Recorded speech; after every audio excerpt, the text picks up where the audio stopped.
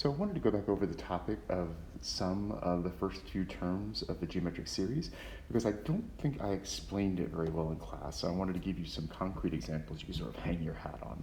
So in order to use the formula above, which we have two versions of it, basically the same formula, just depends on whether you want to put your ones first or your r terms first, but they're the same formula no matter which way you go. As long as the r comes first or the r comes second on the top and bottom, you're fine.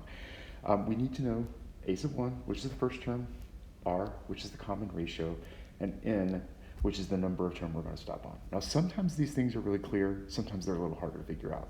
If you look at this first process here, the first series that I've got, you look at the terms that are written out, and you see the first term is written out right here. It's 2 times negative 2. So that means my first term is negative 4. My common ratio is what I multiply by every time. So if you notice, I'm adding another power of negative 2 every time. So what I'm multiplying by then is negative 2. And then my n is the number of terms that I'm going to end up with. Now I started on term 1, then 2, 3, and I went all the way up to 9. So in this case, my n is 9.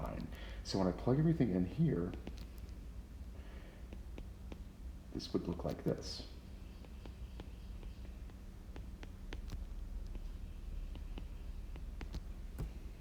And I would plug that into my calculator and get a number. I'm not interested in doing that right now.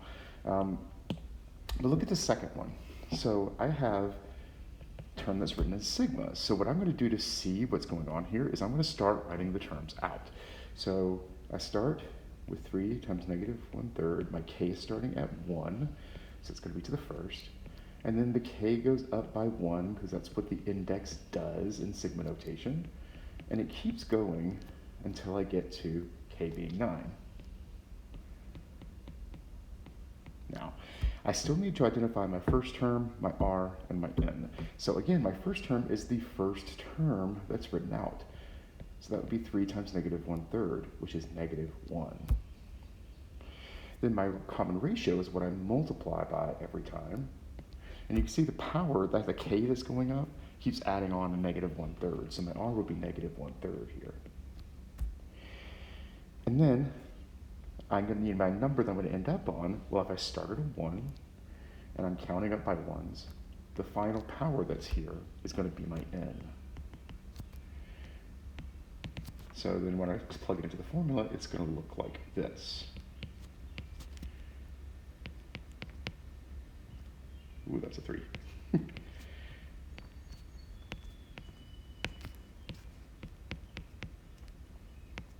By the way, a quick word of caution, when you plug this stuff into the calculator, make sure that you're grouping that stuff on the bottom in parentheses so it actually divides by that whole number. Now the last one is probably the trickiest one. I think this is where people get really thrown. The index this time doesn't start on a 1, it starts on a 3. So I'm going to go ahead and write out the first few terms of this series so I can see what's going on.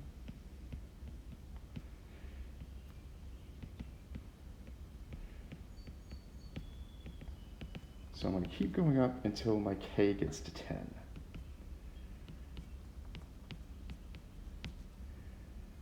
Now, a sub 1, identify the same way. It's whatever the first term is. So that would be 2/3 to the third is 8/27 times negative 2 is negative 16/27.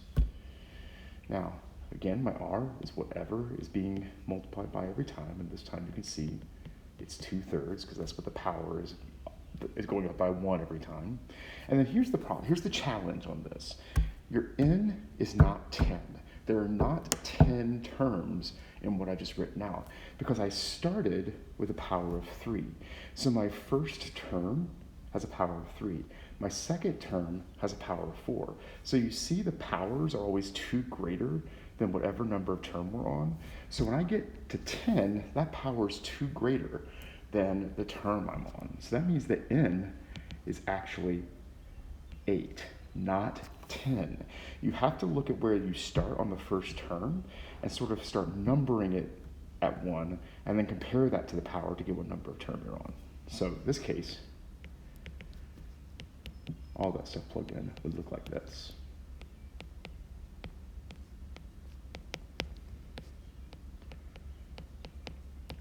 So really, it's a matter of finding that n and knowing that n is not always what the power is. You have to consider if we started at 1, if we started at a different number. And then also identifying your first term is the actual first term and not just the number that's written in front of the thing.